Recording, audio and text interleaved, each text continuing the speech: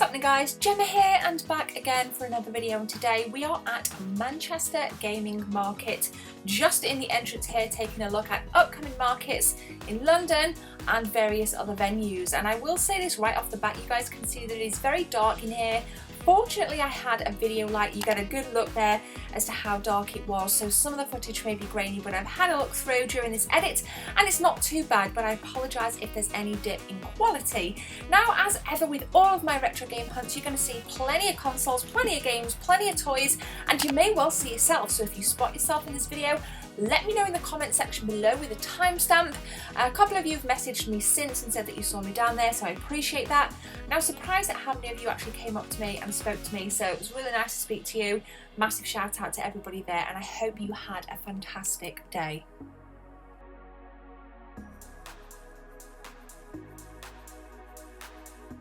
So over the years I have been to a lot of these retro gaming markets, and this one fares considerably to the rest. It was a little bit smaller than what we were all expecting. As I say, I went with a couple of my friends, and two of those friends, well, both of those friends actually came to the Doncaster market a couple of months ago.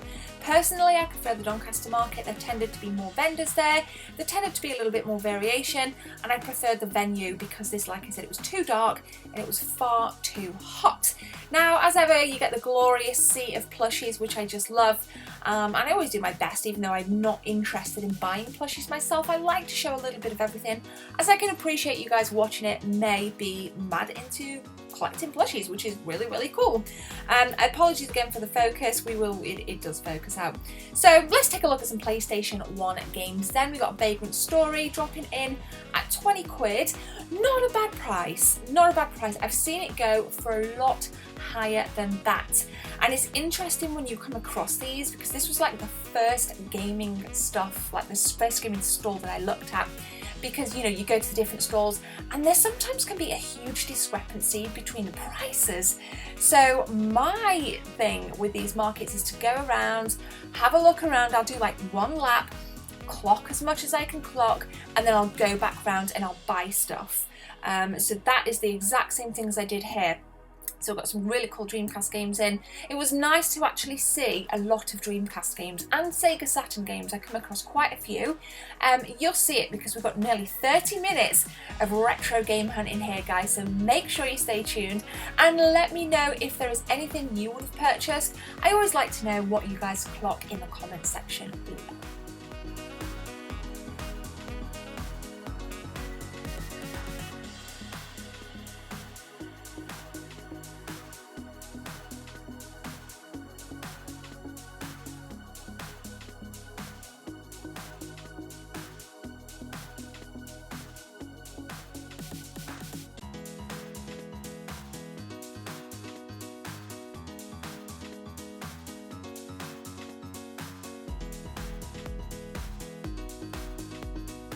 So we got Super Metroid there, unboxed at £40. What I've noticed, boxed and unboxed, is that that game seems to have dropped in price, which is quite a shock to me, as a couple of years ago, even just to buy a cartridge of Super Metroid on the SNES, you were probably looking at in excess of £60. So I actually thought that 40 was a really good price.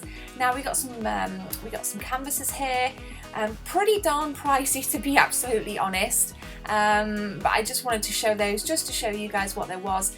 And then this was a really cool stall. These are the same guys that sell the Game Boy bits if you want to kind of remodify or customize your Game Boy. They seem to have expanded and bought plenty of mugs. There were absolutely loads of coasters, some really, really nice stuff, but I will say again, probably a little bit higher price than what I've seen it previously. I actually had most of these mugs at home, and then there was some like mini Game Boy boxes which were purely there for aesthetics, for like somebody's games room. They look pretty cool, but again, pretty darn pricey for what they were. So I don't think I bought anything from them. So we move on then. Retromnia, these guys used to be called Retromnia, I believe they've changed their names. Nightmare Creatures 2 at 70 quid. Fantastic game, but not worth £70 to me personally. Is it worth £70 to you? I was also looking at this, as you guys can see, is complete with manual at £35. Didn't want to pay £35, I actually saw it on another stall without the manual for £24. And I wanted the manual, so I kind of just left it, so I couldn't really find a happy medium with that But I did spend a couple of £100, as I do at these gaming markets, so there will be a pickups this week. We've got plenty of content coming as usual. You guys can expect that every single week from my channel, streams and videos, so make sure you guys punch that sub button and leave a like and share the video.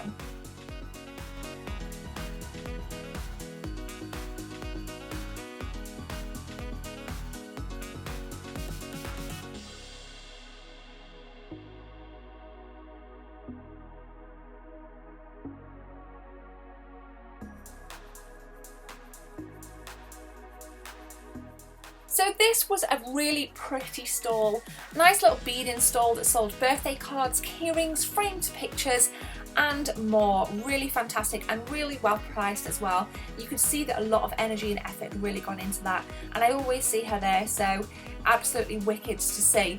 Now PlayStation 1 games, again, quite a decent selection. There's always a good selection of PlayStation 1 games. We're just going to get a little focus in there. Come on, you can do it, you can do it. There we go. Tomb Raiders, all the Tomb Raiders were there. Your standard Tomb Raiders, most PlayStation 1 games were there. Pretty much saw pretty much everything really. You actually see Castlevania Symphony of the Night. In fact, it may be in the thumbnail, even that was there, but it wasn't worth the price that it was pegged at. But again, some of you may have wanted it, some of you may have bought it. It's a buyer's market. And at the last gaming market, I was the idiot that spent £315 on a Super Nintendo game. If you missed that video, then I will link it in the card so you can go and check out what Super Nintendo game I purchased for a massive 315 quid.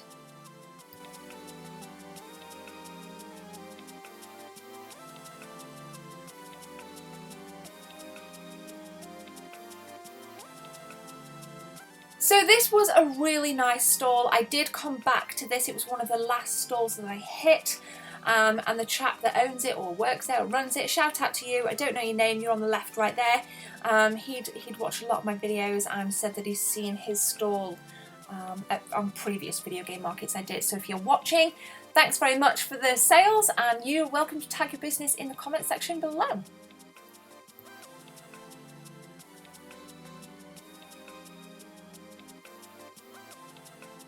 So as we march on then, guys, I could literally spend all day at these events. Like, it is so difficult for me because I go with a collector's head on and a YouTuber's head on. Sometimes I'm very guilty of missing things as I'm so careful to kind of film stuff. We're just having a little spin around with the camera right there because we want to check out some PS1 games. Like I said earlier in the video, there's absolutely tons and tons, and I've noticed actually a little bit of a price drop on PlayStation 1 games. Silent Hill, that was varying between 15 and 20 quid. Usually you can kind of pay 20 quid upwards for Silent Hill. So yeah, you could actually get some really good bargains, and I believe I did pick up some PlayStation 1 games, but like I said, you guys gotta wait for the Wednesday pickups video. That will drop. I'm really excited to show you guys what I got. It's one of the better hauls that I've had. So yeah, pretty stoked.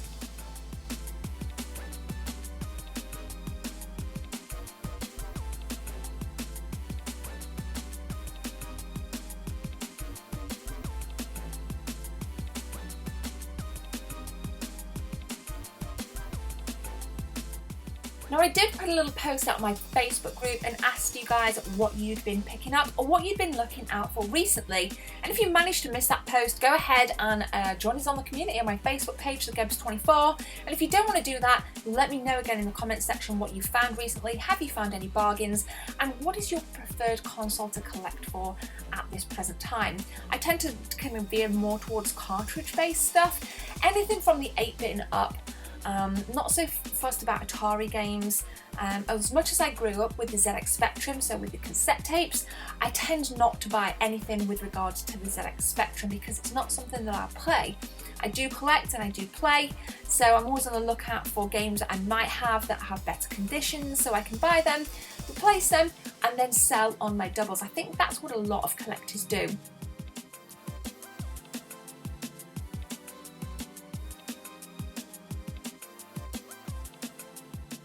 SNES games, N64 games, like I said earlier, I could just look at this stuff all day.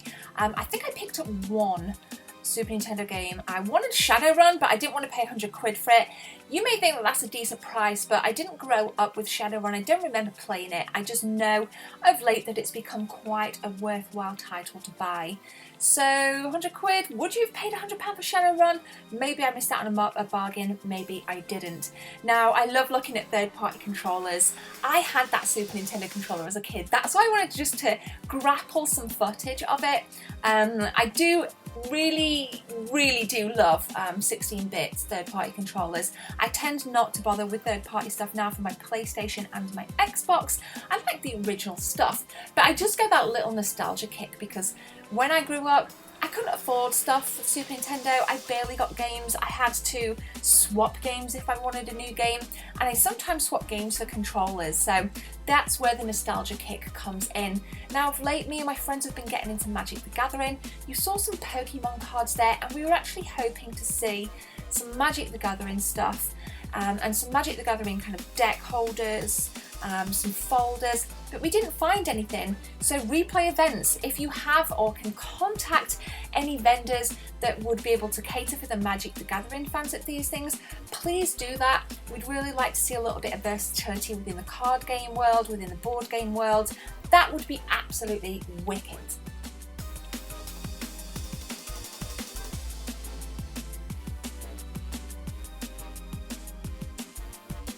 Pink and yellow are my favourite colours, hence my logo, and as you guys can see, there's a really nice PlayStation 2 Slim in pink there, a version that I don't own, and if I was to buy that version, I would like it boxed. I've seen a couple of them knocking around on Facebook Marketplace, but I just haven't felt like the bundles have been worth it enough for me. But if you have a pink PlayStation 2 that is boxed and you would like to sell it, please get in touch with me on Instagram or Facebook. Facebook is probably the best place to contact me direct. Don't email me, don't send me a message on Instagram, because if I'm not following you, I won't be able to read it. Facebook, you can just drop me a message, but be respectful, guys. I don't want to be asked out. I don't want to be asked out on dinners, and there's nothing, you know, if you're messaging me, it is about business only. Thanks for the respect, guys. Cheers.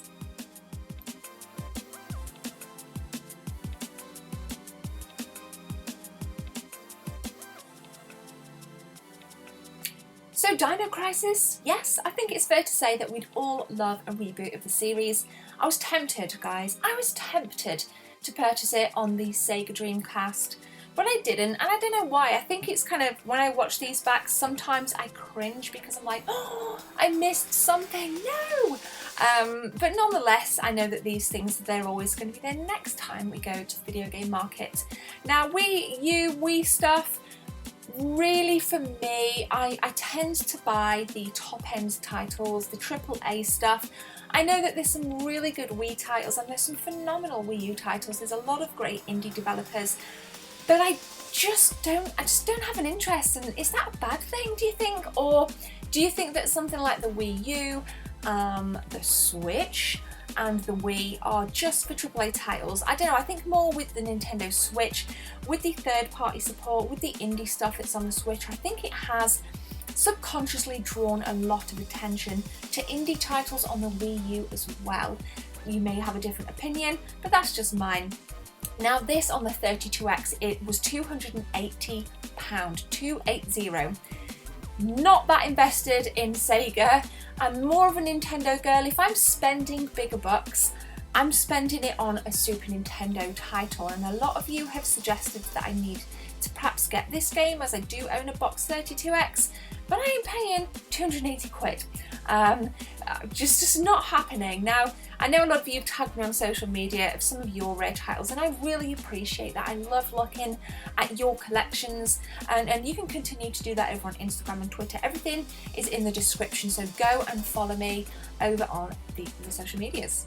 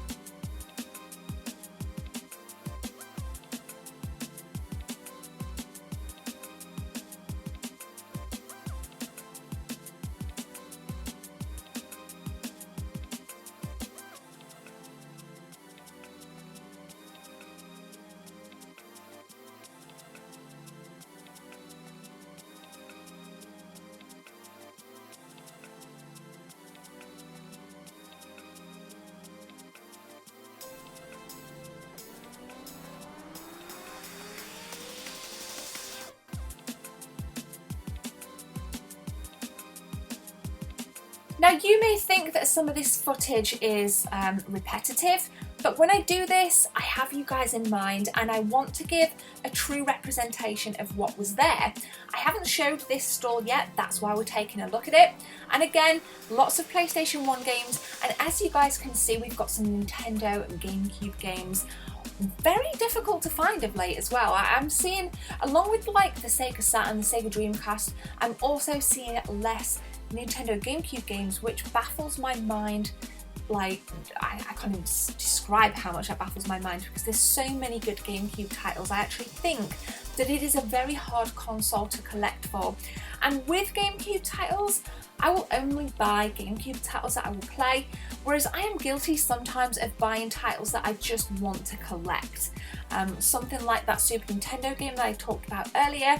It is a terrible game. It is a terrible game, but it is so rare that I could justify £315 for it. So again, that will be linked in the cards. Go and take a look at it after you've watched this. Now, Shadow of Colossus, PlayStation 2, you saw there, that was at 22 quid. We got some nice mint Super Nintendo games. Pricey, yes.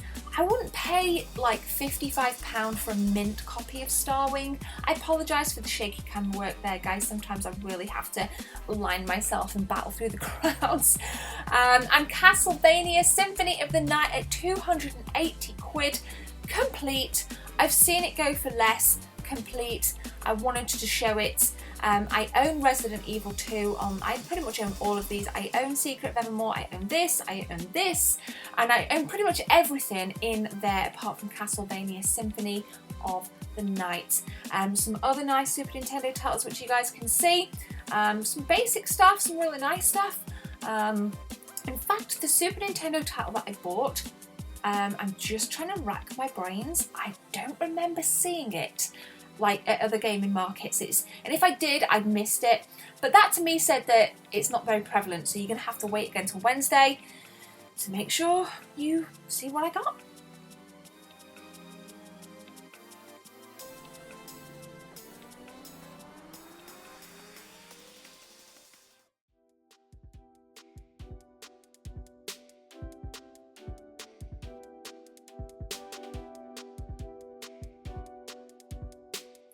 Now this stall was kind of in the middle. The middle couple of aisles had some phenomenal choice, and this is one of the stalls where I found loads of Sega Saturn games that I was really happy with. I spent £30 on a Sega Saturn game. Looked like a kind of isometric RPG. Never played it, but I took it. I thought, I'm going to take a pop at this. I'm going to go for this. This looks really cool. Rainbow Island there, again, some really nice stuff. Loads of PlayStation 1 and some N64. I own both of these variants. I was just also taking a good look down at that PlayStation 1 model there just to see if there was anything special about it, but it was just a PlayStation 1. I own all the PlayStation models. Love the PlayStation.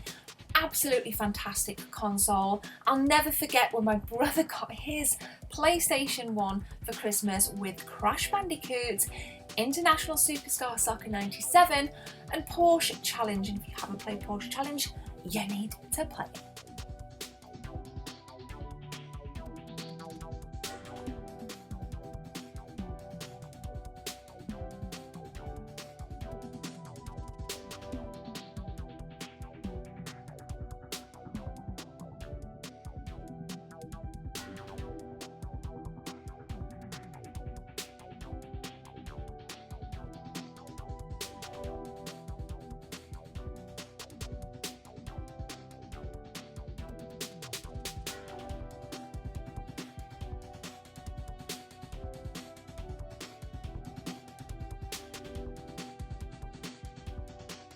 So this t-shirt stall is always at the retro game markets that I go to.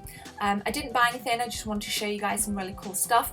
And my friend Emily, she loved these little nano blocks. She did buy a couple. Me and her were just discussing which one she should buy. I said she should have bought at least Pikachu. I don't think she got Pikachu. I think she got one of the more obscure ones. I'll have to ask when I see her this week. This guy actually said to me, hey, do you want me to be in it? So I was like, yeah, sure, go on then. And then he was like, no, only joking. And we actually got talking about my YouTube channel. Again, if you are watching this video, please plug your business in the cards. He was really nice to speak to, bless him. I really like people that take the time to speak to you. I've met some, let's just say, unsavoury people. It was actually a Comic-Con that I went to last week. It was actually Digicon.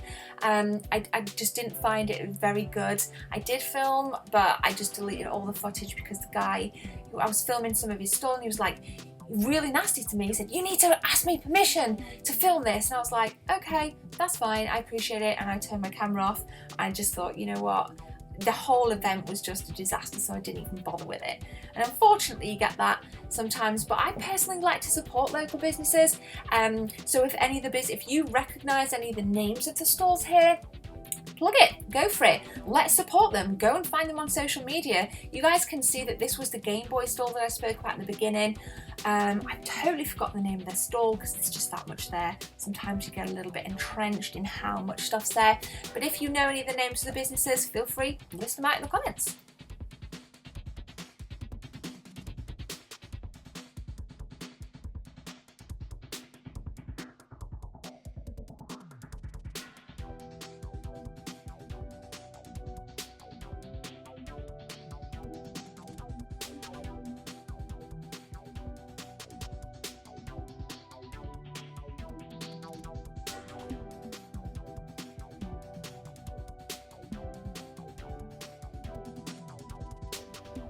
Moving on, yes, Japanese stuff. Lots of Japanese games there.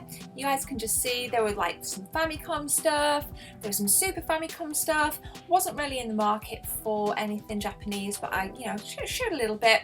NES stuff, I think I didn't see a great deal actually. Didn't buy any NES games because I had most of them that you guys can see, and nothing else really kind of struck me and said, yeah, you know what, Jen, you need to bring me to the Lady Lounge. So I just kind of left it, but wanted just to show you guys what was there. So again, let me know, would you have bought anything, and how much do you think you would, how much do you tend to take in terms of money to a game show like this, to a retro game market?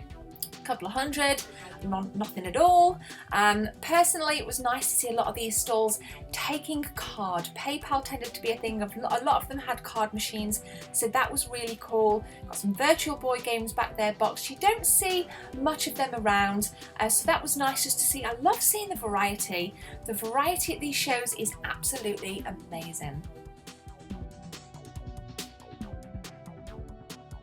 Now this stall had some wicked games, great selection of games. NES, Super Nintendo, Sega Dreamcast, and there was a Super Nintendo game that I've never actually seen before, and I really considered it, but I didn't like the way the screens looked on the back, and it is this one right here, Equinox. Let me know, should I have purchased it? I think it was about £30. It looked like one of the, oh, it's £20. I apologise, you can see the price right there. I may have missed a bargain, but Equinox, is it worth 20 quid? Please let me know in the comment section below, guys. I love helping you by showing you this stuff here, and I love being helped because I'm no expert and I take a lot of value from what you guys tell me to buy. I've actually looked out for a lot of games that you've said, Gemma, you need to look out for this, you need to look out for this. So thank you guys. Please keep them recommendations coming, if not for me, but for other viewers as well. Appreciate it loads.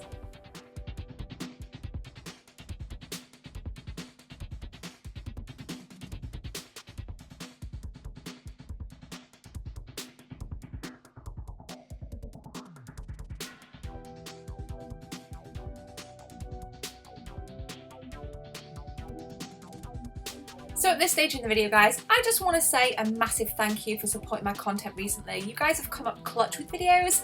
What really helps content creators is when you guys watch the videos to the end and when you share the URL. So if you appreciate any of my videos, share the URL, put it on your Facebook, Twitter, whatever you guys can. I do that with people that I watch because I know that the YouTube grind is real. It is a lot of work. But enough of that stuff. Silent Hill on the original Xbox. Picked this up for a tenner.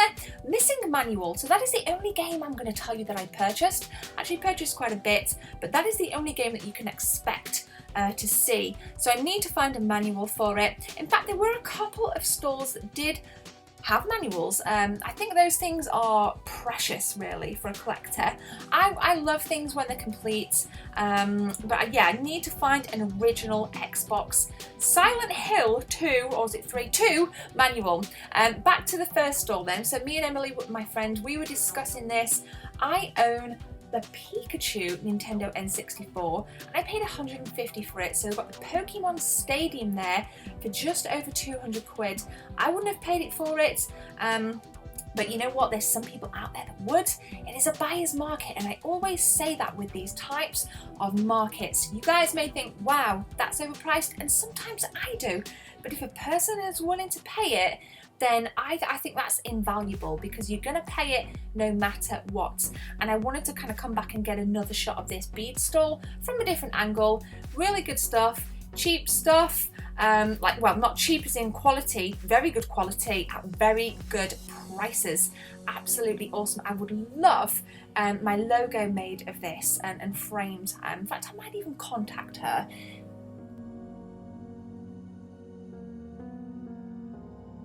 So as well as video games and lots of geeky wares at this awesome market, there was actually a room in this venue where you could actually go and play N64, PlayStation 1, Super Nintendo, and at the end of this video you will see my friend, my best friend, Merlin. I know he's going to watch this video because he watches all of my content. You're going to see him pulling out some moves on Super Street Fighter 2 Turbo.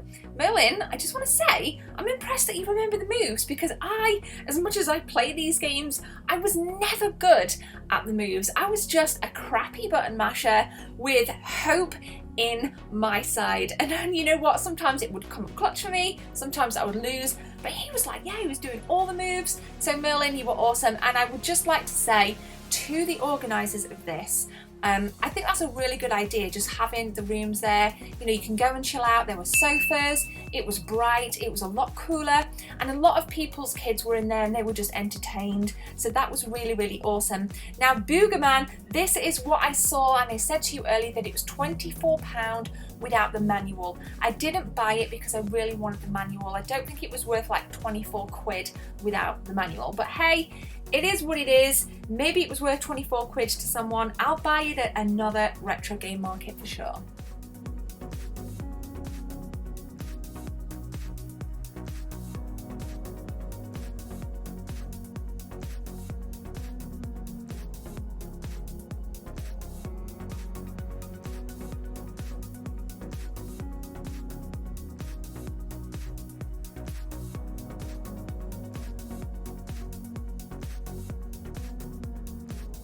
So here's the room then, and here is Merlin playing us out. There he is. Guys, thank you for watching my video. I really appreciate you supporting my content. Make sure you smash that sub button, hit that like button, and ding dong your notification bell. And I will see you all week in new videos. Go check other stuff out in the cards right now, and I will see you on social media. I love you guys. Thank you so much. Take care. See you soon.